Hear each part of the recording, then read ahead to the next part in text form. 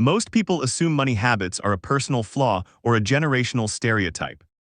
That Gen X is cautious because they're risk-averse or stubborn because they're old school, but that explanation is lazy. If you actually look at how Gen X handles money, why they save the way they do, why they distrust certain promises, why they prioritize stability over upside, it's not about personality. It's about timing. They were shaped by a very specific economic sequence, and that sequence rewired their financial psychology in ways that still quietly influence markets, workplaces, and households today. Gen X didn't grow up believing money was infinite. They grew up watching systems fail. If you're in your late 30s to early 50s, your first clear memories of money likely aren't about growth. They're about rupture, corporate layoffs in the late 80s and early 90s, parents who were loyal to companies and still got cut, defined benefit pensions quietly disappearing. The promise that if you worked hard and stayed put, the system would take care of you, breaking in slow motion. That matters because financial identity is built before you ever open a brokerage account. When Gen X entered adulthood, the dominant message was optimize returns. It was don't get blindsided. That single shift changes everything. It changes how you view leverage. It changes how you think about debt. It changes whether you see money as a growth engine or a buffer against chaos. Contrast that with millennials who were told to follow passion, or Gen Z, who grew up watching asset prices explode on a screen.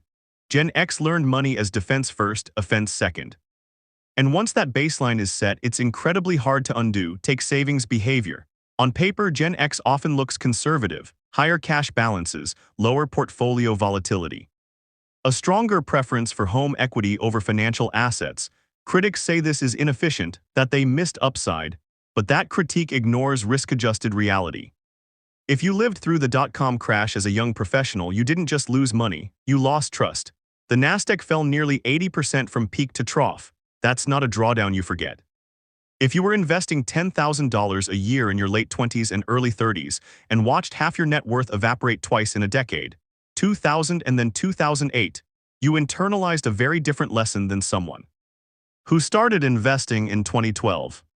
Mathematically, two investors can face the same average return and end up with completely different psychological outcomes. One sees compounding, the other sees fragility. That's why Gen X doesn't talk about money in terms of winning. They talk about not losing.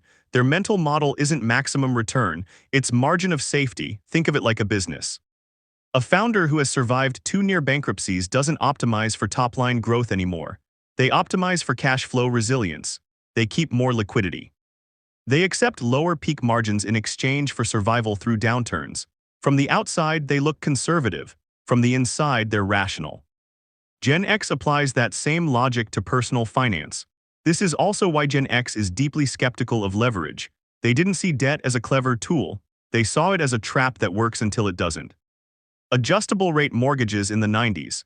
Credit expansion followed by contraction. People losing homes not because they were irresponsible, but because the system shifted underneath them. So when Gen X hears use leverage to accelerate wealth, they don't hear opportunity, they hear exposure. That doesn't mean they don't use debt. It means they prefer debt tied to tangible utility and predictable cash flow, like housing, over abstract financial leverage. Even then, many prioritize paying it down faster than mathematically optimal, not because they don't understand interest rates, but because they value optionality more than theoretical efficiency. Optionality is the core Gen X currency, being able to walk away, being able to absorb a shock, being able to say no. That has more psychological value to them than squeezing an extra 1–2% of annualized return. This is where many younger commentators misunderstand Gen X choices.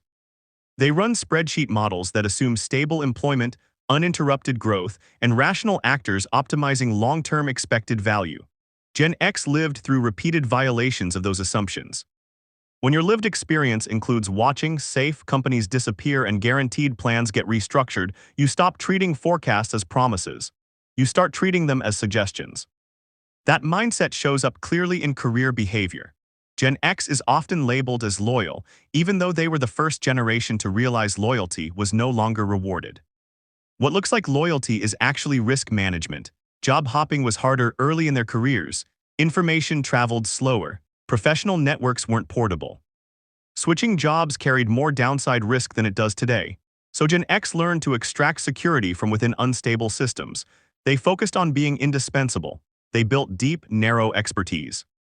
They accumulated institutional knowledge, not because it maximized income, but because it reduced volatility.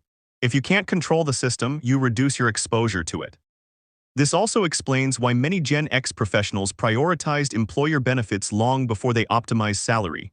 Health insurance mattered, retirement matching mattered, predictability mattered. A $10,000 higher salary means less if it comes with fragile coverage and higher tail risk. Again, this isn't fear. It's calibration. Now look at consumption.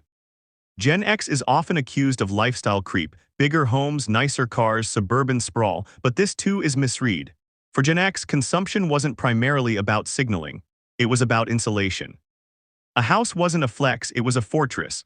A car wasn't status, it was reliability. The goal wasn't to look rich, it was to reduce dependence on fragile systems.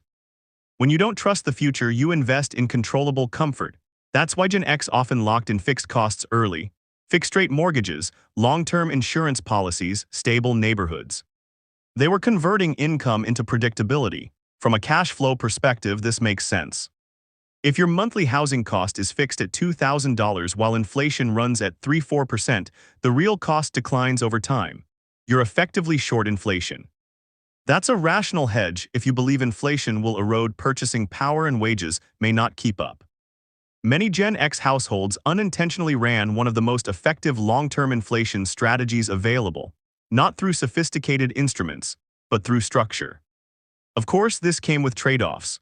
Home equity is illiquid, it doesn't compound like equities, it ties up capital.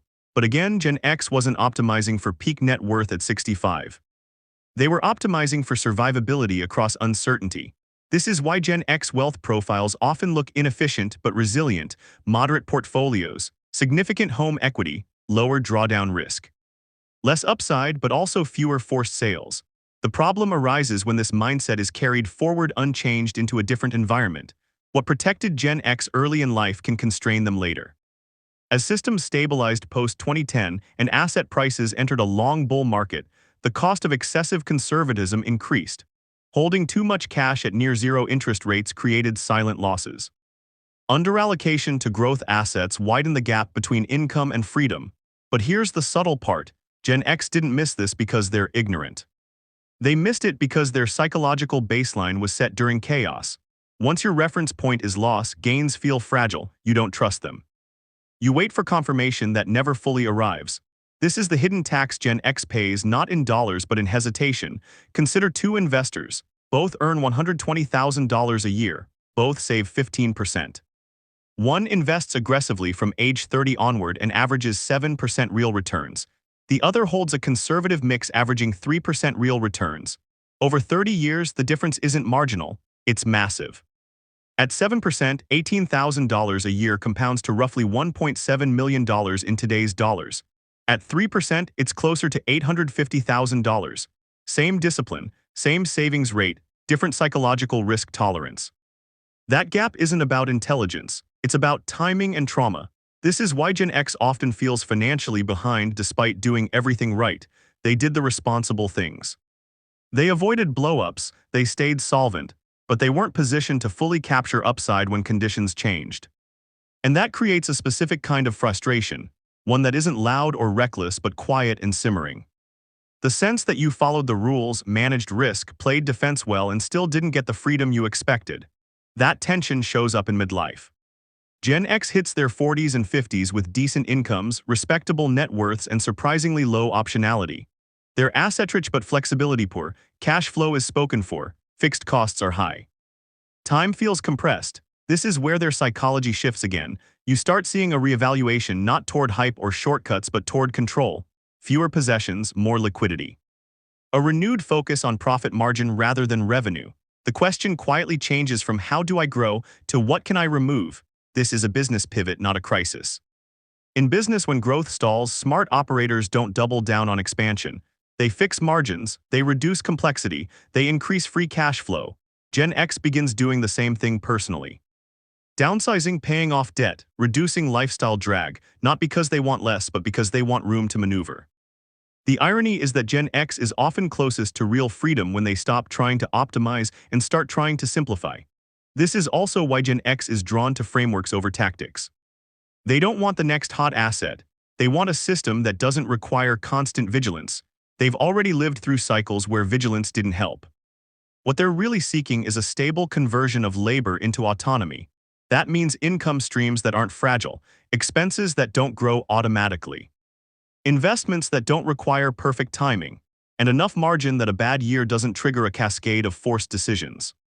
If you understand this, Gen X money habits stop looking outdated and start looking contextual. They are the product of a generation that learned, early and repeatedly, that systems break, narratives change, and security is rarely guaranteed by external promises. The mistake isn't that they valued safety. The mistake is assuming the environment never changes again.